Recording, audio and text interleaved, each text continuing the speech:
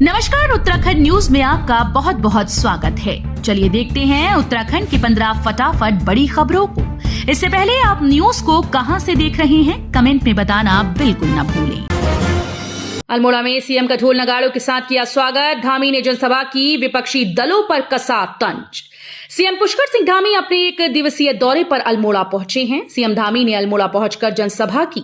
CM पहुंचने पर कार्यकर्ताओं ने उनका फूल मालाओं और ढोल नगाड़ों के साथ स्वागत किया। कार्यकर्ताओं को संबोधित करते हुए सीएम ने कहा कि पीएम नरेंद्र मोदी को देवभूमि उत्तराखंड से विशेष लगाव है। 20 साल में भाजपा ने लगाई 33% की छलांग, चुनावी रणनीति को दी लगातार धार। राज्य गठन के बाद उत्तराखंड की राजनीतिक जमीन पर पिछले 20 वर्षों में हुए 4 लोकसभा चुनाव में भाजपा ने 33% वोटों का इजाफा कर लंबी छलांग लगाई। वर्ष 2009 के लोकसभा चुनाव में कांग्रेस के हाथों करारी शिकस्त खाने के बाद भाजपा ने अपनी सांगठनिक ताकत को न सिर्फ बढ़ाया बल्कि चुनावी रणनीति को लगातार धार दी। भाजपा के हरिद्वार लोकसभा प्रत्याशी त्रिवेंद्र रावत ने किया डिजिटल नॉमिनेशन।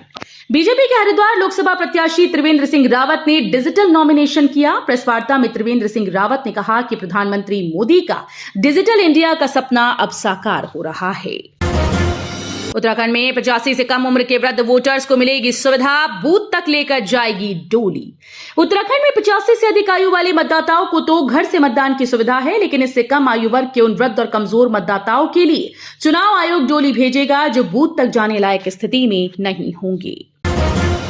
बाहरी राज्यों के डॉक्टर भी दे सकते हैं यात्रा में अपनी सेवाएं, स्वास्थ्य सचिव ने भेजा पत्र। चारधाम यात्रा में देश दुनिया से आने वाले श्रद्धालुओं को बेहतर स्वास्थ्य सुविधा देने के लिए बाहरी राज्यों के डॉक्टर भी स्वयंसेवी के रूप में अपनी सेवाएं दे सकते हैं। इस बार चारधाम यात्रा 10 मई से शुरू हो रही है। बसपा में शामिल हुई भावना पांडे, हरिद्वार लोकसभा सीट से प्रत्याशी घोषित। राज्य आंदोलनकारी भावना पांडे ने बसपा प्रदेश कार्यालय शिवालिक नगर में बसपा की सदस्यता ग्रहण कर ली। पार्टी में आते ही प्रदेश अध्यक्ष चौधरी शीशपाल ने उन्हें हरिद्वार लोकसभा प्रत्याशी घोषित कर दिया। वहीं अब बसपा 4 सीटों पर प्रत्याशी घोषित कर चुकी है। हरिद्वार सीट पर कदम तो बढ़े लेकिन पूरे नहीं हुए घोषणा पत्र के अधिकांश वादे। हरिद्वार से सांसद डॉक्टर रमेश पोखरियाल निशंक ने 2019 में गंगा की निर्मलता, हाई निर्माण रोजगार उत्तर प्रदेश के साथ भूमि विवाद का हल, गन्ना मूल्य का भुगतान व खादर में बाढ़ नियंत्रण के काम आदि वादे अपने घोषणा पत्र में शामिल किए थे।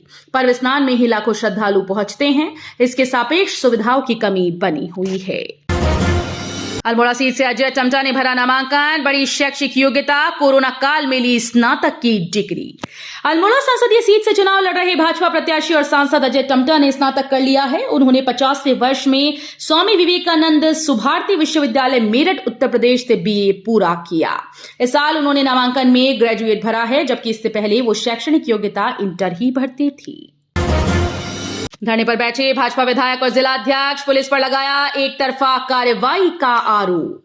हरिद्वार में भाजपा विधायक आदेश चौहान और भाजपा जिलाध्यक्ष संदीप गोयल ज्वालापुर पुलिस के खिलाफ जिला अस्पताल में धरने पर बैठ गए।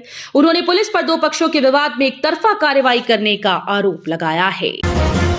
सीबीएसई ने 20 स्कूल्स पर किया कड़ा एक्शन, 17 की मान्यता रद्द, 3 को किया डाउनग्रेड।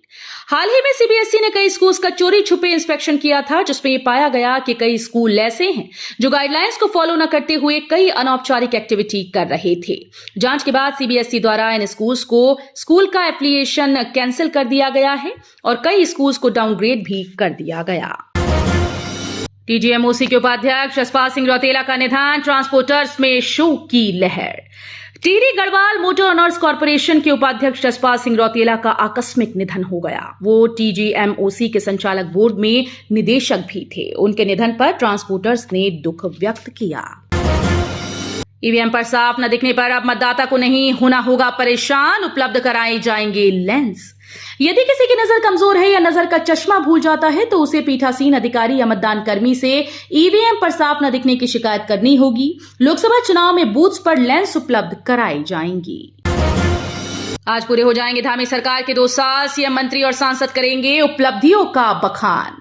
प्रदेश की धामी सरकार का आज 2 साल पूरे हो जाएंगे। 2 साल पूरे होने के अवसर पर भाजपा ने प्रदेश सरकार की उपलब्धियों के प्रचार के लिए सभी 19 सांगठनिक जिलों में प्रेस वार्ताएं और गोष्ठियां करने का फैसला किया। क्षेत्रीय ग्रामीण बैंकों को मजबूत करने पर सरकार का फोकस, आवंटित किए 6,200 करोड़ रुपए। देश में क्षेत्रीय ग्रामीण बैंकों का इतिहास करीब 5 दशक पुराना है। इन बैंकों ने देश के ग्रामीण इलाकों के बदलाव को काफी करीब से देखा है। यही वजह है कि केंद्र सरकार ने इन्हें मजबूत करने के लिए 6,212.03 करोड़ रुपए आवंटित किए हैं। आरबीआई के सरकारी कामकाज वाले सभी दफ्तर 30 और 31 मार्च को छुट्टी के दिन भी खुलेंगे। 30 और 31 मार्च को शनिवार और रविवार है और अमूमन बैंक इन दिनों बंद रहते हैं, लेकिन टैक्स पेयर्स की सहूलियत के लिए रिजर्व बैंक के सरकारी कामकाज से जुड़े ऑफिस और एजेंसी बैंकों की सभी नामित शाखाएं 30 और 31 मार्च को भी खुली रहेंगी।